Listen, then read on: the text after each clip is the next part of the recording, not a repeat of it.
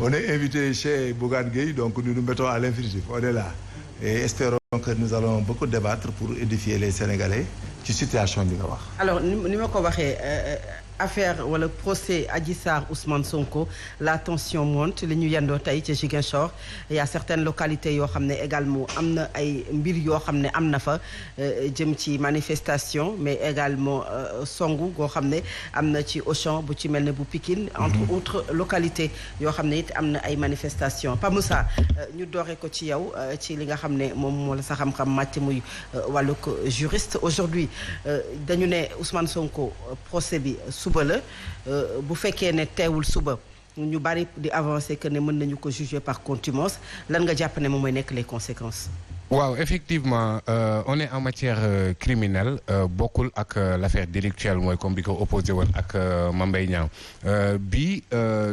bokkul parce que fële ne la bu ko neexoon bañ a dem te mu bañ a jur conséquence mais le code de procédure pénale a été clair ci kaawu jugement bu ñuy def ci ki nga xamante ne matière criminelle la viol dañ ko criminaliser depuis lors donc article 238 moom teel na wax ni ordonnance de prise de corps dañ koy exécuter bu dee convoqué nit ki convoqué nañ ko convocation bi dûment motivée par voie administrative mu jaar ci greffe bi ñu yóbbul ko ba mu jot ko bu boobaa bu ñëwul dañuy exécuter l'ordonnance de prise de corps ordonnance de prise de corps maanaam dañ lay jàpp tey jii nii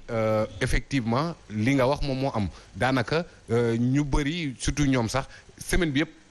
pratiquement Ousmane Sonko était inactif kenn xamul fu mu nekk donc de source sûre man mën naa affirmer que ni jotul convocation gisuñu ko sax ba koy jox convocation maintenant l'exécution d'une ordonnance de prise de corps donc mënu fa am defar nank loolu laa bëgg a ñëw parce que y a deux conditions d'exécution d'ordonnance de prise de corps bi ñu njëkk ci article 238 239 deuxième alinéa bi nee na le juge peut exécuter l'ordonnance de prise de corps s'il motive bu ko jàppee que ni c'est opportun de maintenir l'individu en détention donc kon nonobstant l'aspect de la réception de la convocation bu dul convocation bi mën na ko exécuter ordonnance de prise de corps sans pour autant convocation bi bu dee moom jàpp na ni le maintien de la détention de l'accusé est nécessaire ci mbir mi donc kon il y a deux conditions ci exécution boobu noonu première condition bi moom mooy mu jot la convocation bu jaar par voie administrative jaar ci greffe bi beneen bi juge bi par une motivation mën na exécuter boobu ordonnance bu jàppee ne c'est nécessaire ñu jël nit ki en détention donc deuxième bi c'est soumis à l'appréciation du juge du président du tribunal personnellement je ne pense pas que ni procès dina am suba donte nag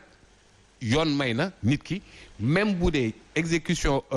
ordonnance prise de corps bi mënul ne même bu dee gisuñu nit ki maanaam l'individu ne s'est pas présenté article 240 nee na mën nañ koo juger par contumace donc kon ci biir article 240 bi da nga ciy déggaale ne nit ki mën nañ koo juger sans pour autant mu présent parce que bu ñu ne impossibilité de saisine loolu jurisprudence da koy apprécier diversement même en matière pénale sénégalaise parce que bu ñu delloo tuuti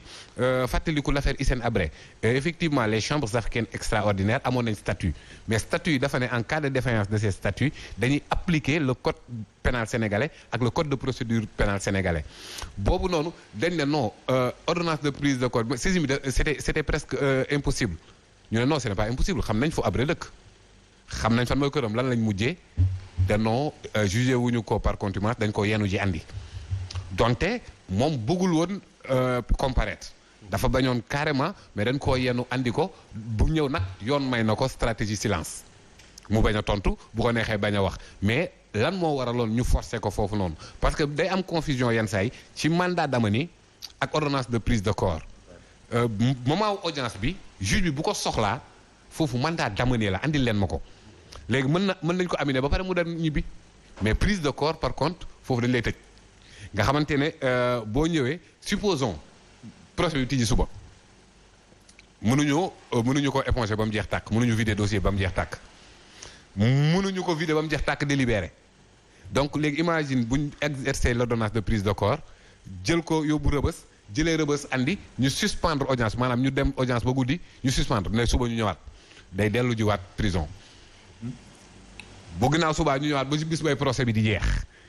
et que marathon judiciaire la déjà rek bu ñu fàttalikoo mbirum Karim Wade toog nañ 2 mois ci ay exception de procédure dugguñu ci fond bi nekkuñu ci débat bi parce que effectivement les exceptions de procédure dañ koy soulever in limitis c'est-à-dire avant l'exécution du fond donc bu ñu taxawee sur la forme rek ça peut durer donc bu ñu ne dañ exercer ak ordonnance de prise de corps du jóge këram ñëw dañ koy jël yóbbu rëbës mu jógee rëbës ñëw parce que effectivement article 238 bi dafa leer que ni veille audience bi Ousmane Sonko dafa war a ñëw présenté wu ñu ngi ci veille audience bi on a jusqu'à minuit fii ba minuit nag bu ñu ko gisul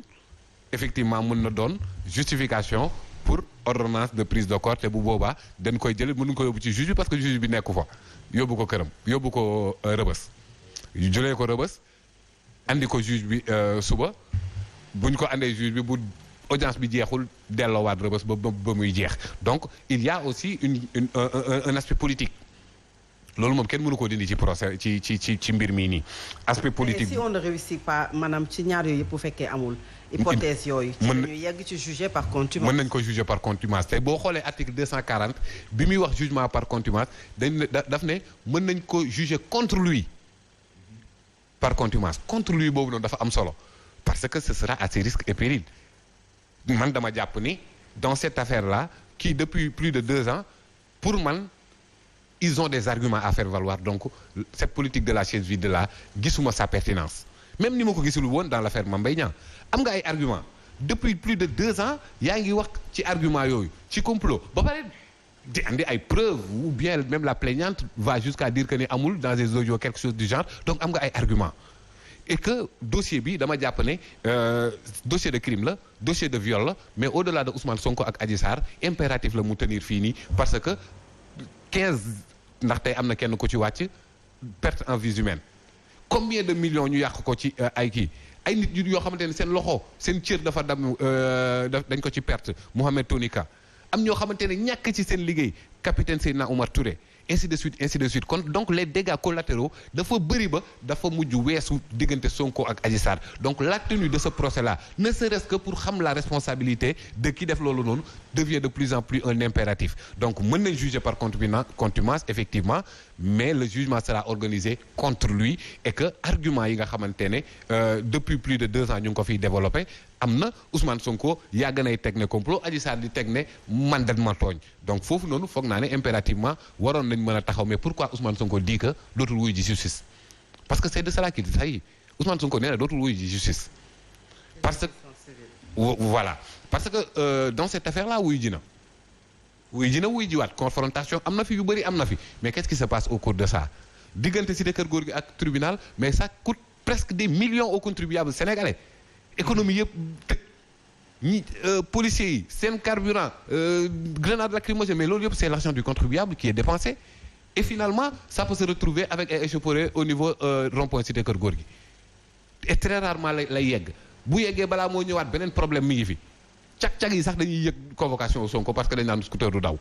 finalement c'est un coup dur aussi au Sénégalais góorgóorlu donc au-delà de li nga xamante ne yàq na ko fi yëpp Sénégalais góorgóorlu bi nar cee gën a sonn ci loo xamante ne benn citoyen bu war a jóge cité kër góor gi dem tribunal loolu yëpp di fi am chaque jour ça se comprend sur le plan sociologique que Ousmane Sonko ne dootul demati léegi comme que moom léegi dootul demati nañu jël la responsabilité de juger par contumace et que la justice rendue au nom du peuple benn bu ci nekk parce que aussi bu ñu fàtte ne aussi y a un procès moral d'or ah oui un procès moral boo xamante ne ça peut mener même ñu def audience bi huis clos oui parce que code de procédure pénale moo ko wax aussi li ngay dégg boobu ba léegi dans cette affaire wax dëgg yàlla du ay waxu pénc te yoon nee na code de procédure pénale nee na bu dee audience yi ni muy demee wax yeeg débat yi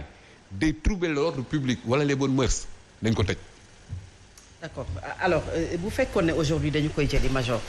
est-ce que police moom moo koy jëli wala gendarmerie moom mooy jëli Ousmane Sonko comme ni ko Moussa waxee que ne bu ñu amee ordonnance de prise de corps bi mën nañu ko jëli comme si bu juge bi motivé également li nga xam ne moom la jàpp ne faaw ñu jëli ko en espèce su fekkee loolu moom moo am police lay doon wala gendarmerie moom moo koy jëli. bon Ziguinchor commune la donc police moo koy jëli. c'est de la compétence territoriale bu police nationale. mais bu police demee engagé dans les opérations en cas de besoin la gendarmerie et la police on les met. Parce que depuis ce matin. Des informations selon lesquelles gendarmerie demu fa police moo fa dem c'est pour faire lénier l'ordre mais c'est pas pour dem jëli Ousmane Sonko. Donc il fallait pas s'inquiéter. Comme ni ko Pape Moussa waxee y a l'ordonnance de prise de corps boo xam ne dafay répondre à des normes de forme c'est-à-dire dafa am forme bokkut ak fond bi dafa ordonnance de prise de corps y a des délais dafa war a ñëw présenter wu volontairement après que ñu notifié ko benn citation mooy convocation yi ñuy wax bu ñu la koy jox dañuy envoyer huissier bu ñu jox la ko mais même des gendarmes parfois les histoires de convocation comme police dañ la koy yóbbul def un PV que jox nañ la convocation bi maintenant là-bas am na lu ñuy occulter chaque fois pour l'ordonnance de prise de corps dafa am ce qu'on appelle des cas de carence bu dee dañ la recherche zone bi nga nekk inondé wala zone bi nekk en guerre wala ñoom le fait de ne pas te trouver ci gendarmerie